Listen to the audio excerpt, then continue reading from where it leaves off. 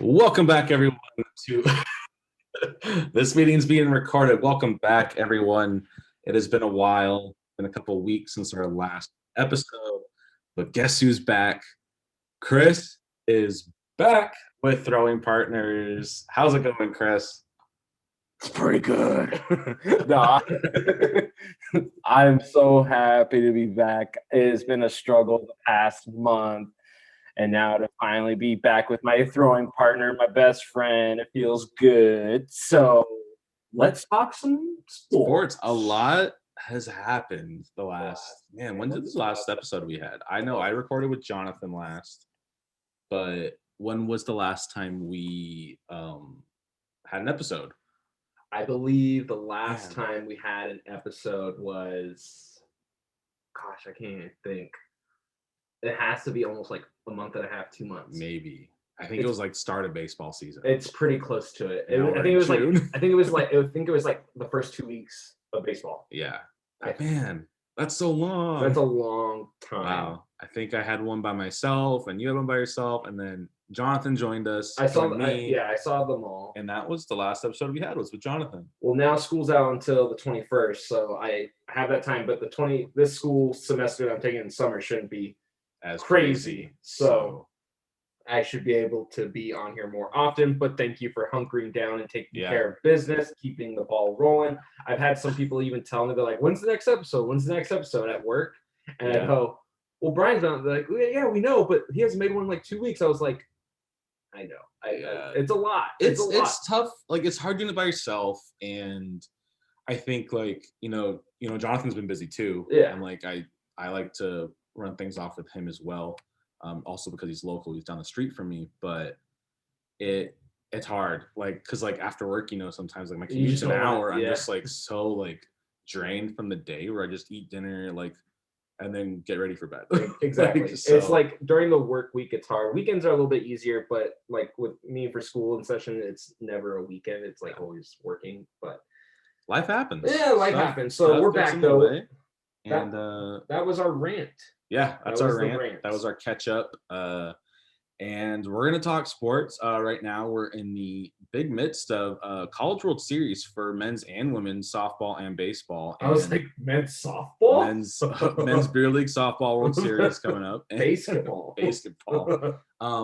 And honestly, softball has been crazy good. It's been so much fun. The big story, I think, is James Madison University coming in first time in the tournament. They're not seeded, and they're taking care of business.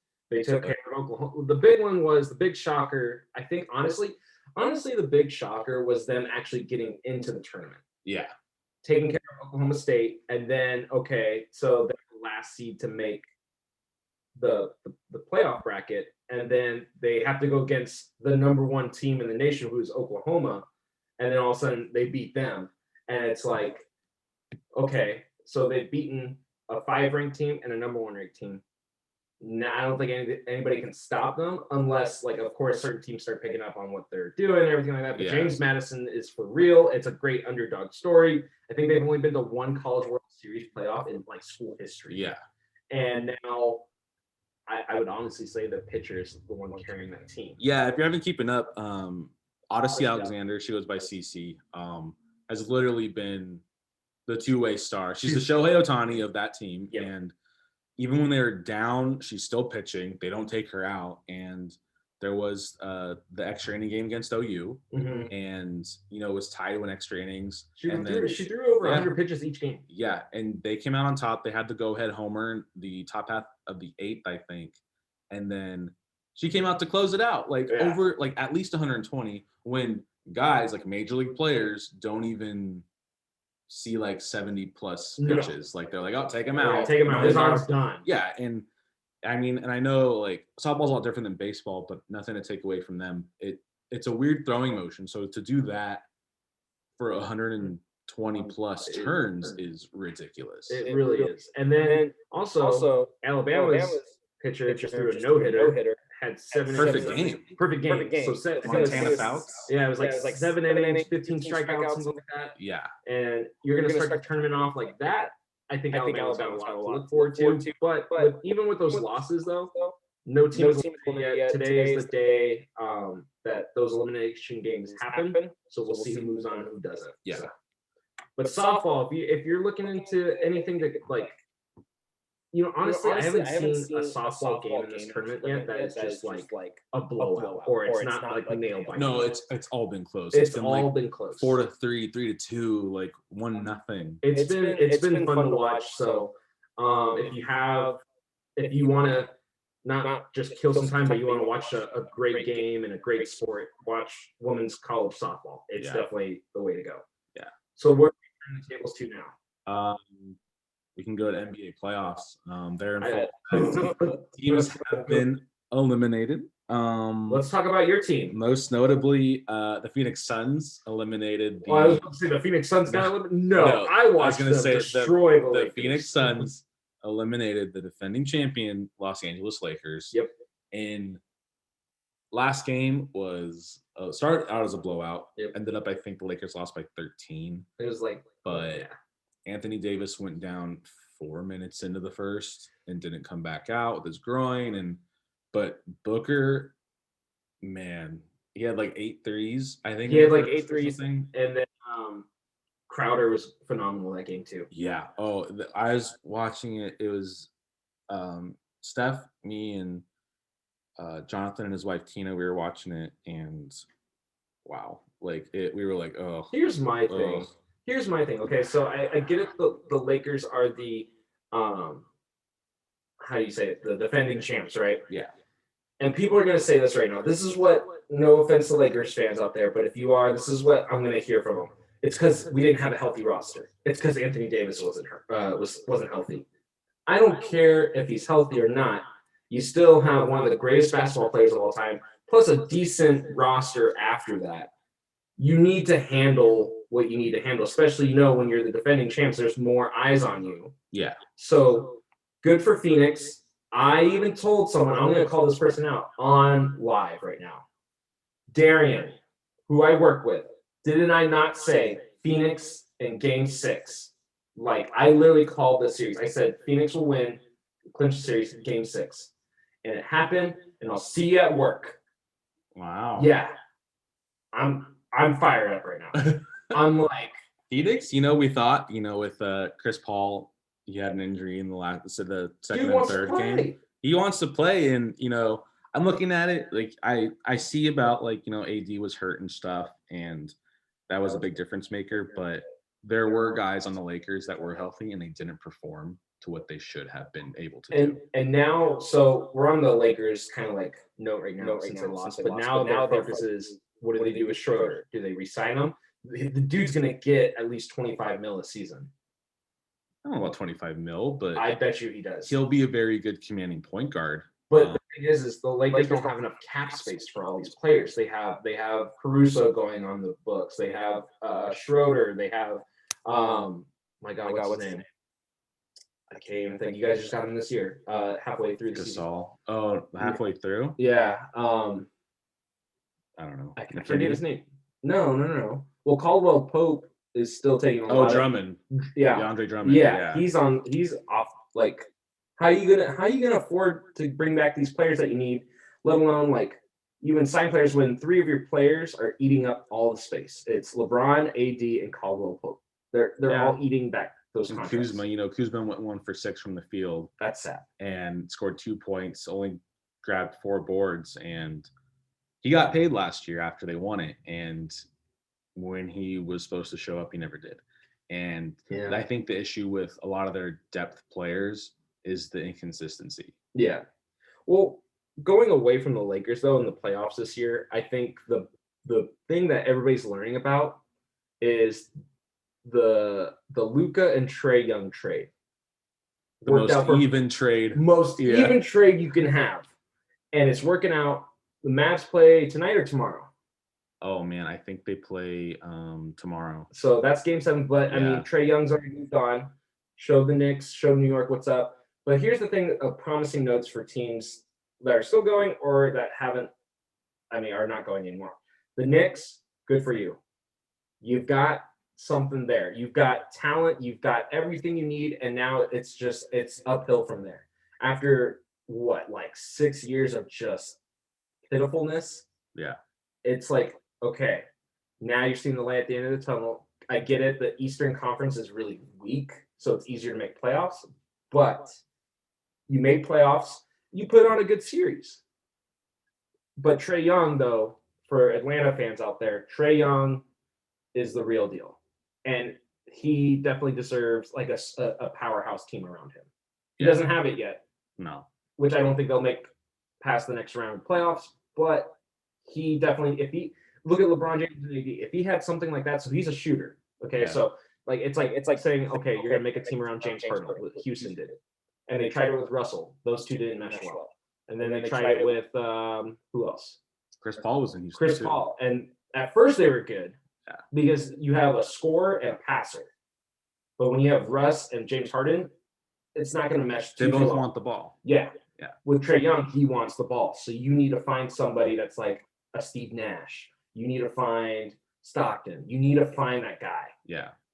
But that's not really the league anymore. It's not. But the thing is you can probably get a veteran that would make that sacrifice to win games.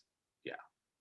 And not a young player, a veteran player. And that shows how the Suns went from bad to exactly. Chris Paul knows how to coach that team, but also nothing to take away from the coaching staff because last year Phoenix showed why they have a really great coaching staff. They went 8-0 in that bubble, still didn't make it. Yeah, which sucks. I credit Monty Williams too. Well, yeah, no, that's what I'm saying. Chris Paul was a huge thing. It is, but I think Monty Williams was the start. Yeah, and like you said in the bubble last year, they went undefeated. Yes, and now they took out the world champs. And they took them out. We also have to like put into account last year was weird. I get it. They had the time off. Yeah. They had 3 months off or whatever. Yeah. Went back to the bubble. And those teams that went longer than the bubble, Lakers, Heat, Celtics, first round gone. Yep. And it shows how much it's still. Well, who do you have? lingering. Okay, let's talk about this then. Who wins the East? It's got to be Brooklyn. Oh, yeah. Brooklyn's going to the finals. They're going to the finals. Yes. I would be shocked if they do lose to Philly if they do play them.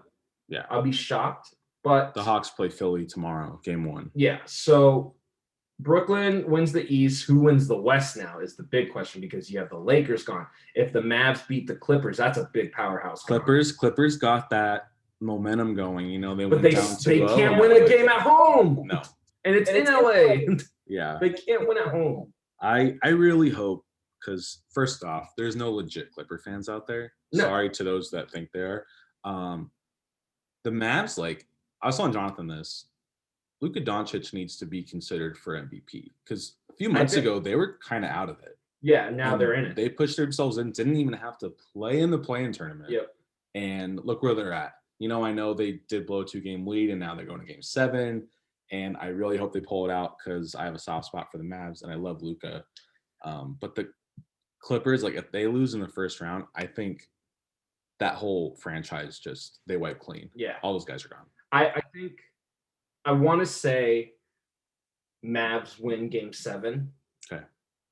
But my brain's telling me, come on. Yeah. The Clippers cannot lose. They know for a fact they cannot lose this series. And I feel like if they lose this series, Doc Rivers is gone. He's not there anymore. Oh, that's right. He's in gone. Philly. That's right. He's in Philly. I always forget that. It's what's his name? Ty Lue. Yeah, Ty Lue. There you go. He's gone. But here's another good thing of a positive outlook from what we saw. The Wizards are back. I don't care if the East is weak. Russell Westbrook showed that he can take any team and make them better. Yeah. Because Beal was good, but now Russell Westbrook kind of took that notch up, Yeah. So there's a lot of good things to look at in retrospect for any team that's not in the playoffs or made the playoffs and is out of the playoffs or is still going in the playoffs.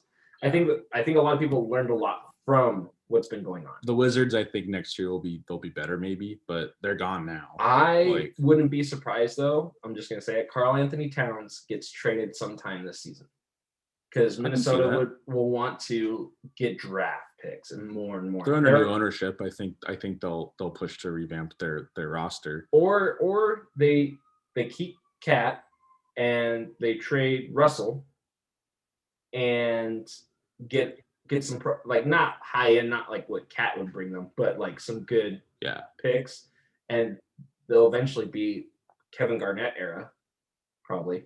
Yeah, that's a big if, but hey, Karl Anthony Towns reminds me of a KG. Yeah, I think they have a different demeanor though. Well, KG's more aggressive. Yeah, Cat's aggressive, but the thing is he's in the wrong era of basketball for aggressiveness. Or the right one. Some of these guys are soft. It's really soft. The fact though that like Trae Young took a bow and fans were like boo. I was like, yeah, you know what? He beat you guys. Why can't he do that? Yeah, it's those people are like it's our home court, blah, blah, blah, it's whatever. Also got to think about the Trailblazers. You know, Dan Lillard's out there holding his own, and his team can't do it. And now he wants out. Well, he hinted at it. Well, coach steps down. And apparently he's pushing for Jason Kidd to be the head coach. I don't like it. It's not the coaching, though. He needs another guy or two. Yeah. McCollum's not always He's not consistent. He's not consistent. McCollum, one, he doesn't show up in playoffs. Maybe like 2 games he showed up. He's like Paul George. But like, and then in the season, it's like you get 5 great games, and then you're going to get 3 bad games. 5 great games, 3 bad games. It's like, okay. Now you got to start looking at, okay, what do we need? I'm going to tell you, Portland is, when they had a hot CJ McCollum with Damian Lillard, they were literally 1 guy away from being probably the best basketball team in the Western Conference besides LA. Yeah. But now it's like, now they're at a point where it's like, you got to make Damian Lillard happy, let alone you need to fill spots. That guy has stayed so loyal to that. He has, and you can't, and if you do that, you have just wrecked that franchise. Yeah. And now it's to the point, it's almost like going to like the Russell Wilson thing with the Seahawks. He's super loyal to the Seahawks. You can't just get rid of him. I know he was on the trading block, but you can't get rid of him. So when they do, they fill his needs, basically. Yeah. They weren't wants, their needs, because he's shown the statistics of like, I'm getting tackled, Damian Lillard. I can't shoot all these points and then still lose. That's not how this works. That's not how basketball works. Yeah. I need other people scoring. I need people getting their blocks, their rebounds, and everything. And I just can't do it all. So now they got to fill those needs. So if you're watching basketball, I'm going to tell you this. This is probably the most exciting playoff year I've seen in a long time. Probably since like the Boston Celtics winning it all. That time frame. Because I remember that, and I thought that was really exciting. But then after that, that's what started that whole powerhouse teams. Yeah, it wasn't just necessarily like the all around like good squad. It was like, all right, I need 2 to 3 guys to do this, and that's what basketball is now. It's getting team, the big 3. Yeah, the last great team, all 5 players out there doing what they need to do, is the Bulls. Yeah, it's literally the Bulls. Yeah, and then after that, the teams that have won after that, they've had good teams, but it's been like 2 standout players, and then once Boston did that whole that trio the big 3. Yeah, that started everything. Then you got Miami doing their thing. Then you had what? Cleveland do their thing. Then you had now LA. It's funny though about those things is that those big 3 guys, Boston, 1 championship. Yep. LA. Miami 2, I think. Yeah, 2. Yeah. Cleveland 1. LeBron 1. LA 1. Brooklyn hasn't done it yet. This is the first year. Well, technically no, second year, because they had, Kyrie and they didn't play last year. Though. So we'll see what happens this year. But I mean, it's just like it's starting to get old to see players be like falling for the. I get it, falling for the ring. That's their job. They have to win the championship. That's their job. Yeah, they want to win it. But now it just seems rigged to every team. If the money's not there, then the players won't go there. Or if there's not a superstar there, no player will go there. Yeah. That's the troubling part. It's like there are teams that are favored, and then there's teams that have no shot. So there's no competitiveness. And now it's just watching, I'm going to pay $150 ticket for nosebleeds just to see 2 players really play. Yeah. Or 3. That's the hard part. Yeah. Yeah. So it's like, okay. That's why like my Laker games that I've been to were bad teams. But and you still paid $100+ to see because you're watching a whole team play though. Yeah. You're not watching. You're paying for the name. Yeah. I'm paying for the Los Angeles Lakers. I get that, but I'm saying nowadays it's like, okay, if you go to a Brooklyn Nets game, you're gonna probably pay $300 just to see 3 players play. Yeah.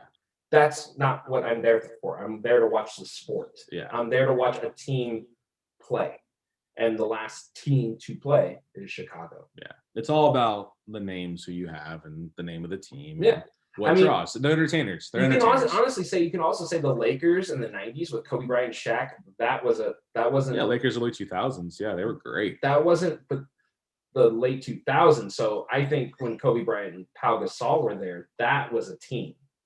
Because they had guys come off the bench. They had Lamar, Fisher. They had Fisher. They had a team. Shannon Brown. Exactly. They had a team, not Ariza, 2 players. Yeah. Yeah, they were standout players, but they weren't selfish. They had 2 players and role players. And here's my thing. Players filled their roles perfectly. Yes. And then going off the word selfish, LeBron James is selfish. Yeah. But if no one's going to do it, that's why he picks it up. But no, I'm not talking about that. I'm talking about him saying, I'm the greatest player of all time. Calling himself out like when did he say that? I think it's been all over ESPN like for the past like week. He literally said, "I'm the greatest basketball player." And the fact that you're saying you're the best basketball player, now you're not. No, you're not. I don't think he's better than Jordan. No, and they're always their own class. I get it, and it's different eras, but Jordan's era of physical basketball and still to be able to do all that stuff. I think if Jordan was now like a LeBron in this era and they went head to head, I think Jordan would blow him out of the water. Yeah. Like you barely touch someone that's a foul. Yeah. The game's changed a lot yeah. too. So going back, basketball, playoffs, watch it, live it, love it. What are we gonna say? Nets and Jazz in the finals. I got Nets and Suns. Suns are on a roll, and I think they could. Suns. I think the Suns can take it. I think Suns can easily take it. I think they win it. I think they win it all. Honestly, that'd be good for the city of Phoenix. I can tell you that. Because that's a team. Yeah, that's not 2 players. That's a team. Man, when was the last time that any professional team from Arizona won? Yeah, Diamondbacks in 01. Yep. Wow, 20 years. So the Suns have been to the championship. They been. I think that was the 90s. They haven't. They haven't been since the 90s. When Barkley was there? Finals, yeah. Maybe because I know Steve Nash never went. He went to the playoffs, but they always got knocked out. I don't know, but let's go into baseball. Okay, a lot's happened. We're not gonna name everything. Yeah. But what do you want to talk about? I don't want to talk about sticky stuff with pitchers. I think it's just. I feel like they should be able to use it. Here's my thing. Okay, we're gonna talk about it. Okay. 2 seconds. 1, 2, done. Okay, done. One, I can understand why pitchers are frustrated with the long ball. Rawlings has changed the ball. Have you ever seen that? It looks different. It's smooth. Like even the laces have no ridge. So that means you just got 2 balls. I just got 2 foul balls, and I can literally make a perfect circle. I don't feel the lace. Yeah. And that means less drag. Less drag means the ball's going to go farther.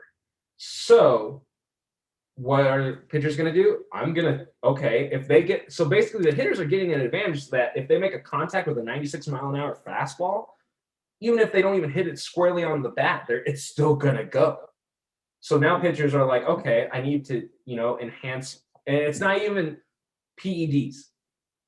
They can say it's PE, performance enhancing. Yeah. But it's not a drug. No, it's substance. It's a sunscreen. It's a pine tar. Who cares? It's been this stuff has been going on for forever. Years. Yes. Like forever. Like the Vaseline on the cap and all this stuff.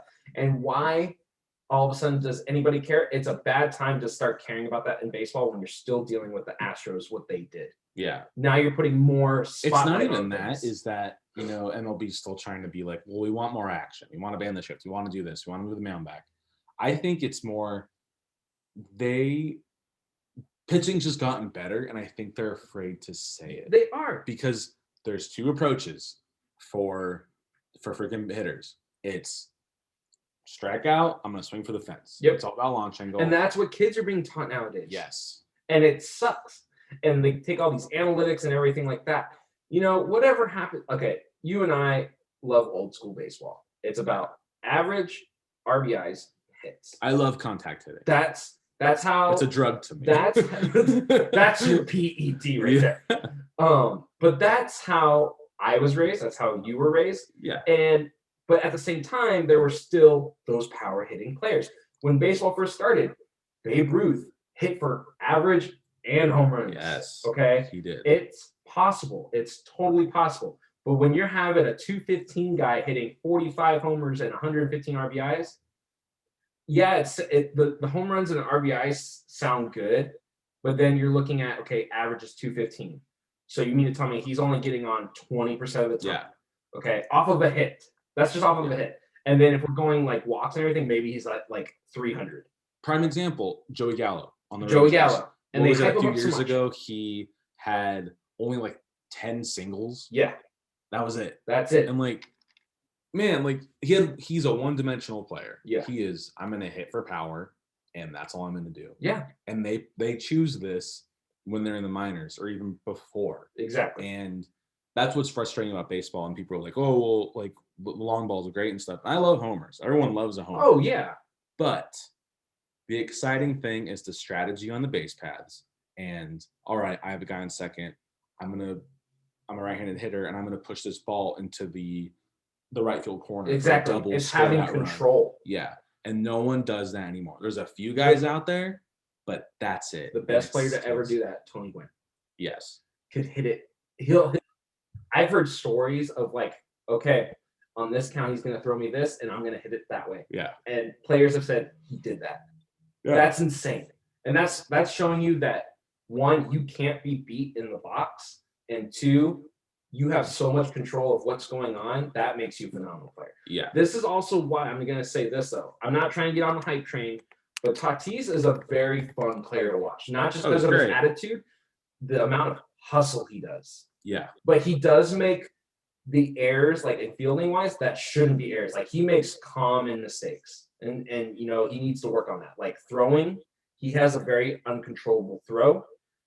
Simple plays turn into hits for some reason, but the hard plays he makes. Yeah. But the thing is he stretches a single to a double. Yeah. He hustles He it. hustles. He understands, like, okay.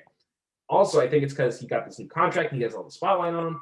Why stop and like say, "Oh, I got paid"? Kind of thing. Because a lot of players do A that. lot of players do that. But here's also a good aspect of watching a tenacious player turn docile, but in a good way. Manny Machado.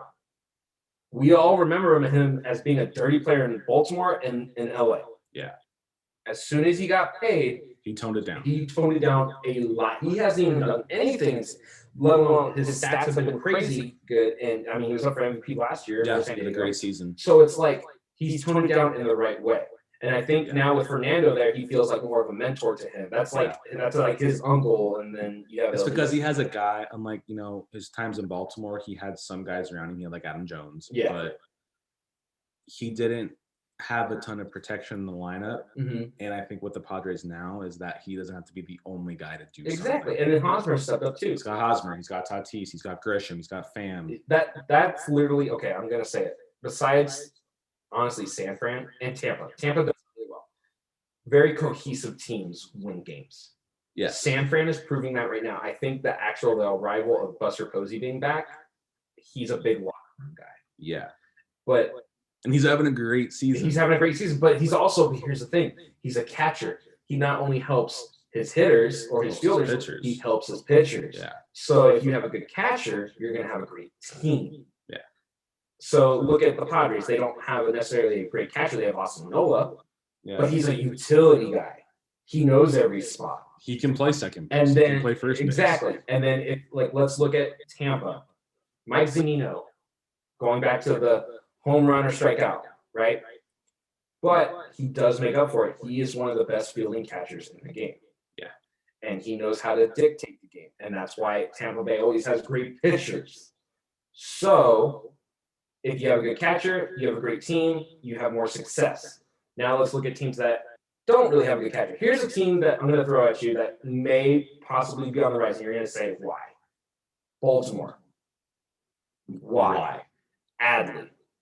Yeah. He's coming up. Okay, he was their number 1 draft pick, 2 years ago? I think so. And he's out of Oregon State. Like, they're saying he's the next Pudge Rodriguez, basically. And I think with enough talent around him and like how he got brought up through the system, and he's going to see those same people up in the system with him, I think they can have a lot of success. Yeah. I think they could. It's going to take some time. It's not going to happen right away, but I think it could happen. Yeah. The other team I think that is on the rise, and we should see more of it, and they started off the greatest team is Kansas City. A healthy Salvador Perez goes a long way. Yeah. It really, really does. Yes, they have fallen off the cliff a lot. They hit that 10-game losing streak. Yeah. But the thing is, nobody counted Kansas City as even contending. That's the thing. They've lost so many. They've lost Mike Moustakas. They've lost, Hosmer. Alex Gordon retired. They've lost Lorenzo Cain. Yeah. Alcides Escobar. Lorenzo Cain. They have. But here's the thing. They're slowly getting players back. They made trades that they needed, like Andrew Benintendi. Yeah, he's doing really well. He's doing well. He's doing better than what he did in Boston, I think. And then you have Mondesi, who's slowly becoming that. Yeah. He's currently hurt, which stinks. But he's a great Gold Glover. Yeah. And he's fast. And now you have at third base, you have the new kid. What's his name? Hunter Dozier. Hunter Dozier. Yeah. And then you have Ryan O'Hearn at first, and you have McBroom there. And then Whit Merrifield is doing any position. He's their guy. Yeah. Yeah. But the thing is, he comes into. And they have Carlos Santana. Carlos Santana's there. And now you put a healthy Danny Duffy, who's been phenomenal, and let alone Brady Singer's coming up. Yeah. So Brady Singer, he has a 5 ERA. Their pitching is going to get there. It's going to get there. They have guys. They have two, like Mike Minor's got 4.6. Brad Keller's got a 5.5. What's Danny Duffy? Got a 5.0. Duffy, who's currently on a 10-day IL, he is 1.94. Exactly. But I think his record should be better than 4-3. Oh, it should probably have a 7. It's because he's on the Royals. Yeah. But that's the thing is a healthy catcher and a catcher goes a long way. Kansas City wasn't even supposed to be in contention. Yeah. And so far they've kept up. Even with a 10-game losing streak, they're still within it. It's still early in baseball. I get it. There's 160 games. It's early, but it's not. It's not. We're almost June. We're almost to the All-Star game. Yeah. All-Star ballot's out, folks. If you want to vote for players and teams, you can vote. Deserving players. Yes. Not by name. Yeah. So Mookie Betts, sorry, you're not an all-star. No. You're not doing that well this year. No. Who else is not doing well, but always somehow gets in? Yankee players. Yeah, but they're like the guy where I'm like, oh yeah, like honestly, I think he's overrated, but he's good when he's healthy. Is Aaron Judge, and he's actually deserving this year. He's hitting 294, 14 homers, 31 RBI. I'm gonna say this. This is Healthy. the one time I'm gonna say this for an award, but not all-star, but for an award that I'm okay with a pitcher winning MVP. Jacob Degrom. Yeah, because he's hitting. It's scary. It's scary how much this guy does everything for this team, and they still don't win. And you know what? You know who's also good? He didn't have a good outing his last start, but Taijuan Walker He's doing really is well. really good. And so is Marcus Stroman. I wish the Angels signed Walker. So, and you know what's crazy? Stroman and Walker offer 1-year deals. So you could see them. Danny Duffy's in his last year Stroman too. to Anaheim next year. Let's go. We'll see. But baseball, what else do we want to talk about baseball? Baseball's great right now. Mariners are 1 game below 500. It still may be the year, folks. If you're all the Seattle Mariner fans listening out there, we still have a shot. We're doing better than the Angels, and we have probably less than double their payroll too. It's probably more than double. Pitching, man. It's all about pitching. They don't have it. But okay, let me get your take. We went on a huge tangent from using substance to what's happening in baseball. Yeah. real It's quick. bad. Teams getting blown out. You throw a position player in, and you hit it. So we're talking about 3-0 counts 3-0 and then position player hitting it off of them? Yeah. Let it happen. Let it happen. There's no reason to be mad because you're down. You're by giving 15. up. You're saying basically, I don't want to play. You're surrendering. So, and here's my thing. Are we going to the La Russa thing? Yeah. That is not a manager. He is literally there just because as a celebrity. Yeah. He's It's literally because Jerry Reinsdorf, who owns the White Sox, was like, I'm going to hire this guy because I let him walk 25 plus years ago. Shut up. Like, or not even 25. Then you got 30 DUI. plus.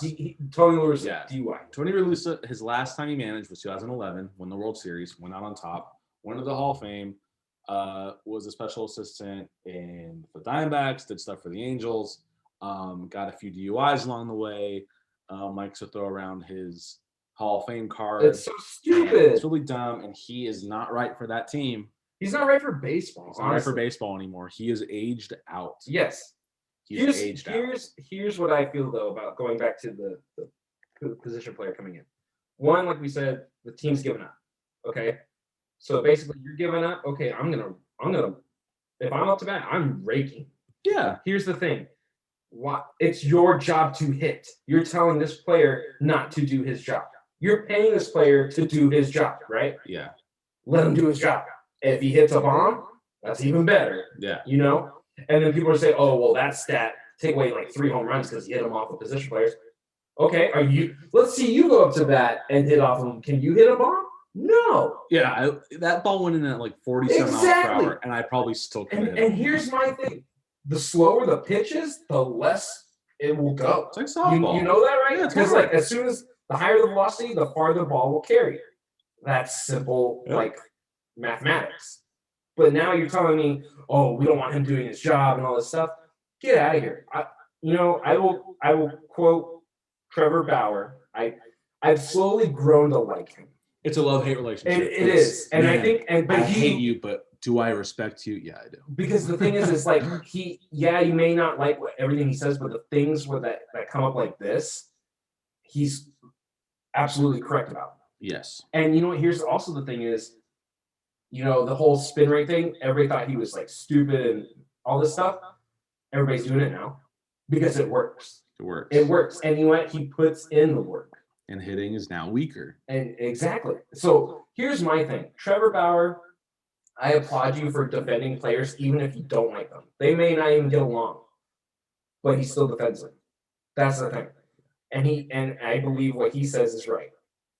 If a manager is not going to have your back, your own boss is not going to have your back on you hitting a home run, you got problems. This started with Tingler last year. No lead is safe, though. That's the thing about baseball. As I've been reading this book about like unwritten rules and stuff, and there was, I can't even remember it, but there was this story in it about, I don't know, Rangers or White Sox, I don't remember, but in like the 80s, and they were down, a team was up by a lot, and guy hit a ball or whatever 3-0 and hit a homer, and it's like they got mad, and it's like, and they ended up like the other team that got mad ended up winning the game down by like 12 plus runs. It's like you don't know what's gonna happen. Not to brag about my Mariners, they did it against the Padres a few years ago.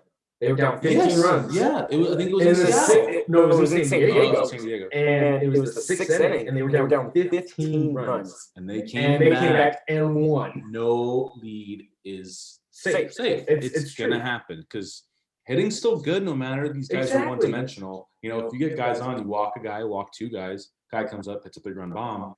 All right, that's 3 less runs now. Here's also my thing too. I want to ask you this. Okay. We've all seen it. When they say, oh, Shohei Ohtani, the first big 2-way player since Babe Ruth and all that stuff, right? Yeah. Why don't they make it a big deal for Little League then? Or college softball? I don't know. Why? Why is it in the big league it's such a big deal? It's a bigger stage. But the thing is though, we all grew up.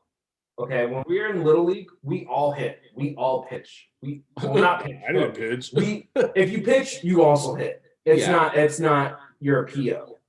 Because usually when your PO like pitchers only for Yeah. those of you that are like, what's PO? Like pissed off? No, No. pitchers only. And when you're that, like, it's because you're stronger in one thing than the other. And I think it's with like they're more people when you're younger, and then in Little League it's more versatile. You're not throwing in Little League, you're not even touching 70 for some kids. I mean, like I am 12. but I mean, like, if you look at it, like, you're not touching that. Like, No. you can do But- both. But you see where the crafting comes, Yeah. where it's like you're either a pitcher or a hitter, and that happens in college. It's a bigger not stage. high school. High school, you find out who has pitching potential, Yeah. but also who's a better hitter.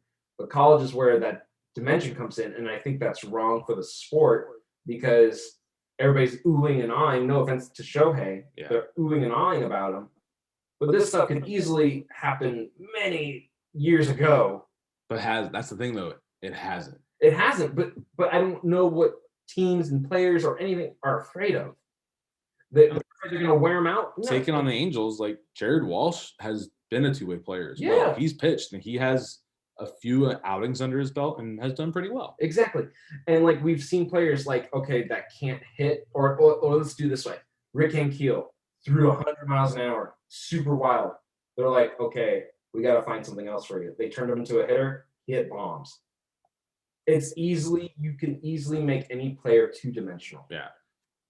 Talked about him earlier, Jacob Degrom. He hits. He was drafted as a shortstop. He didn't start pitching till the minors. Look at And now he's the best pitcher in the exactly majors. same thing with Kenley Jansen. Was a catcher. Yeah. And now And Kershaw was a catcher. Exactly. Like, And then they switched. and it's like people are so oohing and eyeing about this stuff, and I'm like, there is so many players that can be two-dimensional. They just choose not to. They just well, it's not they choose, it's coaching and this ideology of, okay, you're either this or that, and that happens in college, maybe at the end of high school, and I think it's wrong. Yeah. I think it's like you can find so much more in a You player. gotta look at where Shohei came from, though. He came from Japan. Things were different. Well, no, I get that, but that's the thing. You don't have to go. Like you can No. look. You can look in the United States. You can look in the Dominican Republic. You can look in Puerto Rico. You can look at anywhere there's baseball being played. You can find a player that can play two positions, Yeah. not just like a whole infield, but like pitch and hit. That's the big thing: is pitch and hit. Yeah. And I just don't get why everybody's so crazy about it, because it's like I'm so used to it. It's the thing is, like, you're used to it because you do it when you play your adult Sunday league. Yeah, I do that. You pitch and you play third or short. But the thing is like it wasn't even that. Like even if I wasn't playing that, it's like we saw that in Little League. Yeah. We saw this in high school. It's a different stage. It- It's Major League but Baseball. But that's the thing is like I want to know where the system breaks this up. Like when did this It start? breaks up when they're like, well, you got to choose one. We But don't when want did it this. We don't start? want Because you to get Babe Ruth hurt. was doing it. Mickey Yeah. Mantle was doing it. When did it start? I don't know. That's the question for baseball out there. Yeah. When did them wanting people just be one-dimensional players and only do a fielding position or a pitching position? When? It's beyond me. And then when did we stop going over 100 pitches per game? Yeah. Well, who was it? Oh my gosh, I can't even think. Cy Young threw over 250 pitches a game in like a whole handful of You're games. never gonna see guys do that anymore. Like that's the thing about baseball and pitchers is like no one's gonna throw. Man, I can tell you this. Like I'm looking right now. 1969, Bob Gibson went 20-13, started 35 games. How many innings? I'm gonna give you this. How many complete games did he have? Oh, that he year? had 30. He had 28 out of his 35 starts be complete games. That's He ridiculous. pitched 314 innings and it's a and miracle. didn't win the Cy Young. It's a miracle when you see a pitcher nowadays hit 200 innings. Yeah. And I just don't get it. I don't get it. And I'll bet you if you take Bob Gibson into this era of baseball, he would throw probably 5 mile an hour faster than the balls he had back then. Yeah. And he was throwing 96. It'd be a back perfect then. game every day. He would be throwing average 101, 102 miles an hour. Yeah. It's crazy. You know, we could all gloat about history, but yeah, history's in the past and everything like that. So we're in this era of baseball, which I love. I love this era of baseball. Yeah.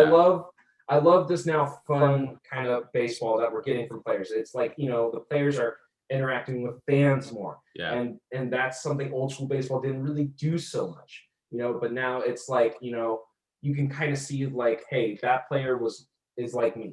He's a person. He's not this big celebrity. He's a person. Yeah. And I love that. And how they give back to the community a lot, it's just different from when, and you know what? It's funny too, is it changed very fast. Yeah. If you think it was only in like a 10-year span. Right? 10 years ago, baseball was so different. It was totally different. And now, and then if you were 10 years ago, right? And then you're like, how do you think baseball would look then? You probably wouldn't even guess what it is now. Yeah. You wouldn't. It's weird. It's impossible. But baseball is baseball. I will always love the sport. It has the softest part in my heart for it. Yeah. So. It's But there's lots of things. the greatest game. This is probably the era that I will say I'm complaining the most about baseball, of just these unwritten rules and I'm tired of it. And managers saying like no to this, and then now we're doing the opening starter with a bullpen player, and then I just don't get it. And your other team started that, so thank you, Tampa Bay. But here's the thing though, Tampa Bay didn't. I don't think they had the plan of like the MLB. Like, that's a great idea. Yeah. They just did it because they're like, okay. I think it was because they were out of starters and they wanted to use Sergio Romo just to get 3 innings done so they could get somebody rested up. Yeah. And now it's a thing. So good on baseball. Yeah. Love baseball. Love it. Hate it at the same times. We went a long time. Yeah. Let's close it out by also bringing this up. Coach K from Duke. He retired. He's retiring. He's Thank stepping goodness. down. And I like what he said though. that's crazy. Well, here's the thing. You know what he said is the reason why I had a good coaching career was because people had faith in me. Yeah. I love that quote. Yeah. I think that's great because, no offense to Duke, there's never going to be a Coach K there ever again. No, I feel so bad for the guy that's gonna fill in. Like those are huge shoes to But fill. here's the thing, though, he has a little bit of leeway because Duke had a really bad season. Yeah. So I think that's when Coach K was like, okay, if I leave now, I don't leave on a good note, but I help the guy out behind me, But That's man, it's crazy. Let me. I'm gonna read off some things to you. Okay. From Coach K. Record total for Duke. 1,097 wins. 302 losses. That's it. Yeah. That's nuts. That's probably the greatest. I mean, it is the greatest college basketball coach of all time. Yeah. 5 NCAA Division I tournament. I mean, there's also a reason why he coached the USA basketball team. Yeah. He's won what, 2 gold medals? In Olympic Games, he has 3. He has 6, 12, 8, 08, 12, and 16. He's got 3 gold.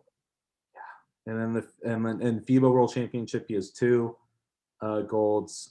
America's Championship, he has 1 in 07, and then for the assistant coach, he has 2 as well. You won't find another coach like that. It's the only one I can the only one I can compare it to is actually women's basketball. UConn's coach. Yeah. That dude goes 2 seasons of being unbeaten. That's impossible. But all right, so we're closing out. So Coach K's done. Yeah. Who else we got? That's it. All right. So Boston, their coach, Celtics coach, stepped down, and now he's in the front office, so they're in search of a coach. Here's what I'm going to say. I'm going to ask you. We're going to get away from basketball a little bit. We're going to get away from sports. I'm going to ask you a question, and I just want to hear your answer for it. Okay. It's a very complicated question. Okay. What color is a mirror? Oh God, why? Oh, that's a question that's going to keep me up at night. Well, what do you think, though? Is reflection. And this goes out for all the people listening to this. What color is a mirror? What color is? And the only logical answer I have, every. It's pretty simple, but I'm not going to tell you. You're not going to tell me. You got to answer it first. It's every color. I can agree with that because it's just reflecting what it's seeing, so it can be any color it wants to be. So that's my guess. What a weird, crazy, that's cool my question guess to end. What color is a mirror? This episode. because people say, "Oh, glass, it's clear," or Yeah. but it's like, okay, if it's clear, what's on the other side? A different color, right? Yeah. So what color is it? Is clear a color? Mind blown. I'm gonna pop some Advil. My head hurts now. Thank you. You're welcome. And I think we're gonna sign off. And It is a great question, great right? question to end on, and we'll leave it up to the listeners to Please vote on what color you vote. think it is. DM us on Instagram. Maybe we'll put a poll up and be like, "Hey, what color is this?" Like, it's what a You should put a voting thing on Instagram for this. Yeah, what color is a mirror? Or just say something. Fill in your best Answer. best guess. Like, what color is Exactly. So thank you all again. I will definitely feel the love of the welcome back. Yeah. So I appreciate it. I'm around now, so I can't leave my best friend and throwing partner by himself anymore. It's Jonathan filled my role, and he filled it. I applaud him for it. And he's great. Don't give him that much compliments. It'll go right to his head. He is a Yankees fan, right? Yeah, he is. So, oh yeah, we don't want to do that. Sorry, Jonathan. Maybe if you picked a different team, I'd have better thoughts. But thank you again. He's good people. But like I always say, folks, be kind, be respectful, have fun. Things are opening up. Tonight, Saturday, June 5th, Chris and I are going to Angels Mariners. Watching the Mariners blow out the Angels. No. Kikuchi's on the mound. So 0-0 till the 10th. And wow. David Fletcher walk-off homer. If David Fletcher hits a home run in today's game, I will give you $100. That's live. Sweet. It's live. It's recorded. That's live. $100. We're ending there so I can save it. And okay. All right, everyone. We'll see you next time. We'll hear you next time. And have a good rest of your weekend, whatever day you're listening on. Have a good one. See ya.